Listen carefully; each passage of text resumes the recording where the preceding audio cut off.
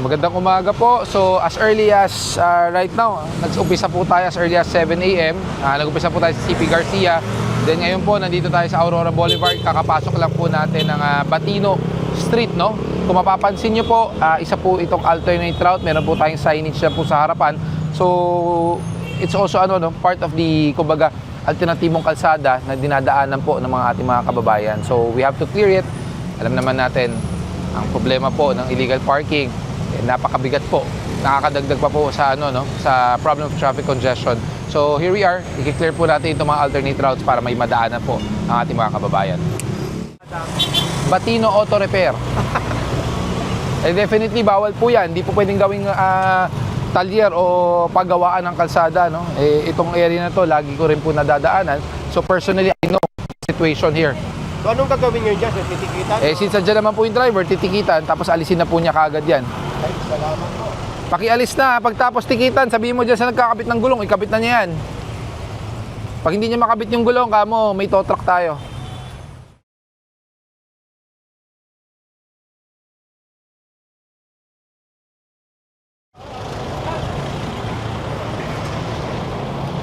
Pahinga ng tow truck dito sa Nara, dami dito eh.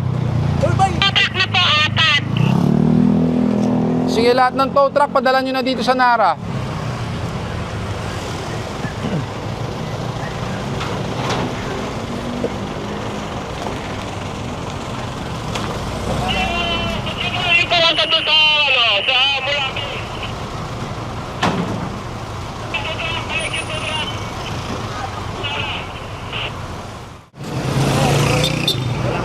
Nutshell, approaching, nutshell, yung naka-green, naka-nutshell, yung green.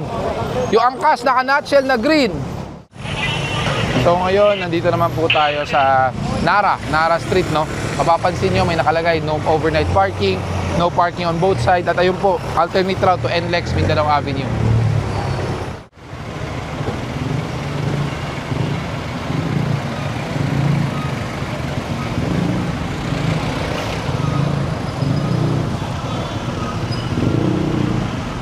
At di inalis yun eh.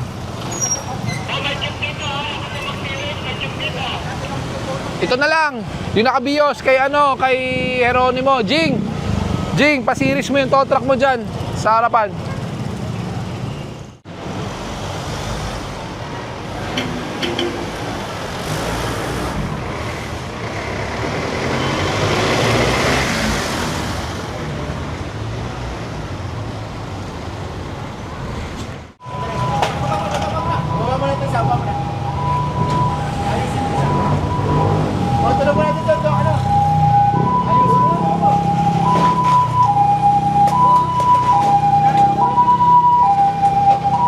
Ito, hindi ba e-bike to?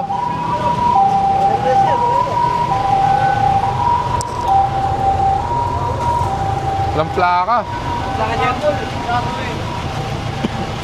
Walang plaka.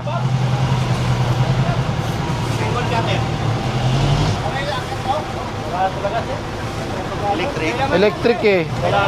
Hindi, meron yan. Meron yan.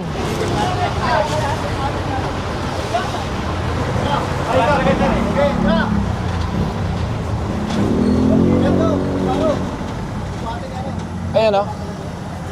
Wenceslao. Ito. Tow truck nga, papakarga ko tong e-bike. May naman eh. May serial. Ba't dali? Ito tayo expert dyan sir. Malinisin to. Sige, ako na magdi-dictate sa'yo. Hindi lang sir. Yan, papicture mo na lang. Yan yun. 7, pahinga nga isang tow truck, flatbed para maikarga tong motor na to. Dyan sir, Isang motor lang. Andito sa akin, sa tabi ng Skog.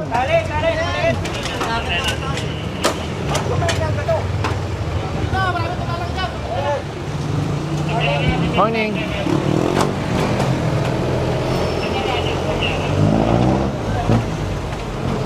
Parang nakatambak na lang yan. Dito. Sa'yo? Oh, may ticket na yan, boss. Oh, sa kanya daw eh. Oh, kahit naman e-bike na pwedeng tikitan, may serial eh. Kasi nasa bangketa po eh. Tinanggal na namin yung yung kadena nyo ha. Baba na lang po natin doon. Pakialis na lang po. Tumaan MMDA impounding area. Dapat kasi wala sa bangketa. Dapat di yung pinapark doon. Paalis na po to, kuya. So, 10:30 po ng umaga, no? This is the second strike. Dito po tayo sa Maynila. Then later on, papunta po tayo sa Agaham or sa internal road po natin. This is actually an alternate route. And aside from that, meron din complaint na. Pahanapan nyo po ng ibang pwesto. Ilang ulit ko na po kayo sinasabihan, bawal po kayo dito, ha? Humanap kayo ng pwesto, tayo, ginawa nyo ng tambakan storage. Morning. Huling pagkakataon. Pag binalikan ko kayo at nandiyan pa yun, kukumpiskahin ko lahat yan, ha? Sige po, ha? Tara. Doon na, diretso. Tangkad yan. Sige. May ano doon, oh. Sidecar. Kunin yan.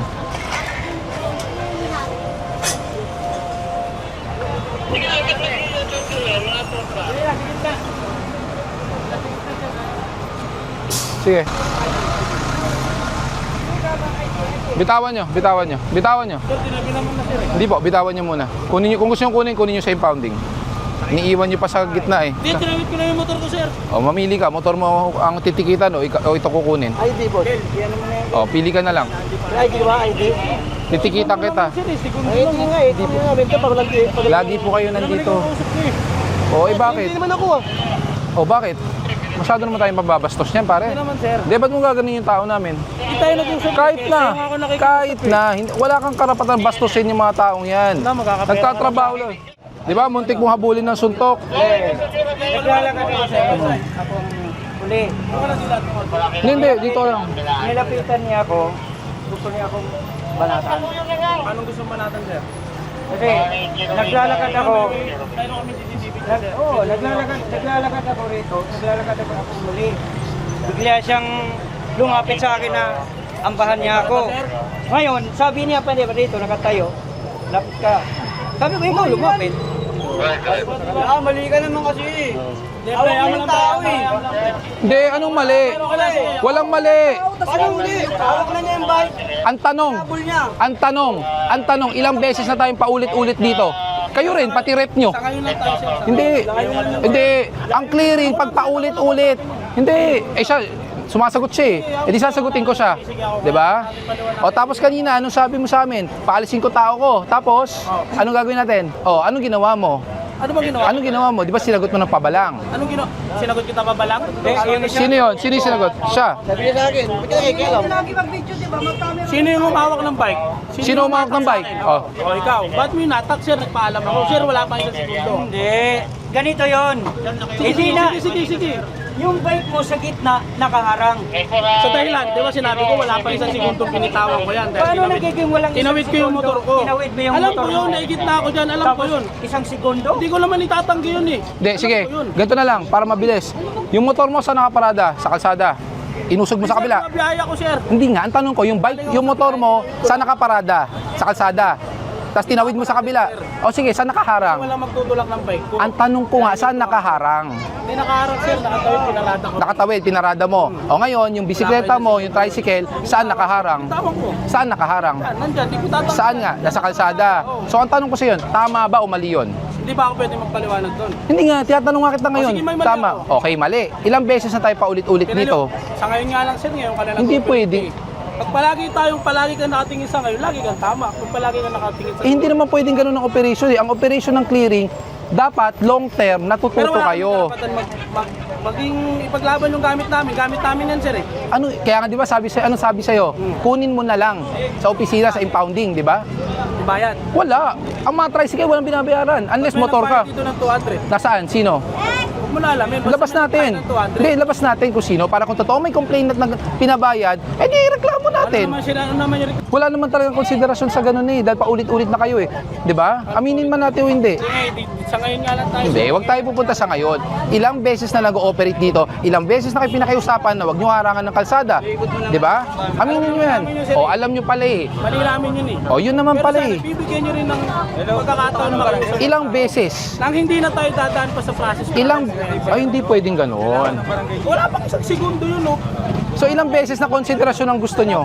Ang problema, ang pakiusap, Wala sila, sample lang. May gamit kayo, kukunin namin. Papayag pa kayo, kukunin na lang namin. ang tanong, ilang pakiusap na ginagawa nyo? Sige guys, subukan lang kita bigyan lahat ng konting idea, sir. Kung alam ko namang mali, di wala tayong magagawa, di ba? Ganun lang yun. Binigay ko yung gamit namin kasi mali kami. Oo. Pero dapat, kung bibigyan nyo naman lang kahit isang beses. Ilang beses na to pinagbibigyan. Yung rep nga dyan eh. Ilang beses na yung rep eh. Yung bike ko lang. Lahat po dito.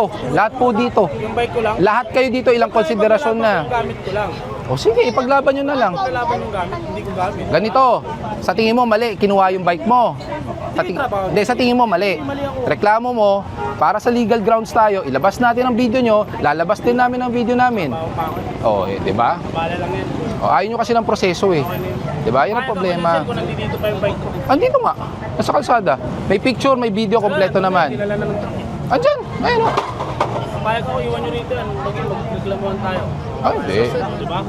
Okay na, magkabalaan lang tayo, sir. Wala Tapos, akong Metro Manila, oh sir. yan, kaninong tindahan yan? Sa inyo rin, di ba? Hindi ikaw. Sige. Sasabihin nyo, pag bibigyan kayo lagi, yung rep nyo ilang beses na kayo pinagsasabihan. Tinignan mo yung iba. Yung sasakyan dito, nirereklamo kayo, pinaparada nyo, tapos nagbayad daw. Kanino, hindi ko alam. Oh, alam nyo sa sarili nyo yan. Hindi talaga may iwasan yan, sir, sa espado, sir. Sa lawak na Metro Manila, sir.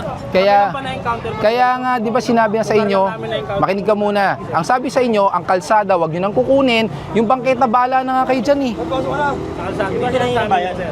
Oh, special treatment na yun kasi alam na nga namin, wala na kayong bangketa dyan eh. Metro Manila. Kasi followers mo ka sa Oo. subscriber mo ako eh. Oo. Edi alam mo ang tama at mali. Oo. Oh, yun pala eh. Pero bigyan nyo rin ng pagkakataon magpaliwanag. Wala tayong magiging pagbabago niyan kung lagi na lang konsiderasyon paliwanag. Wala tayong patutunguhan yan. Lagi na lang tayo paulit-ulit.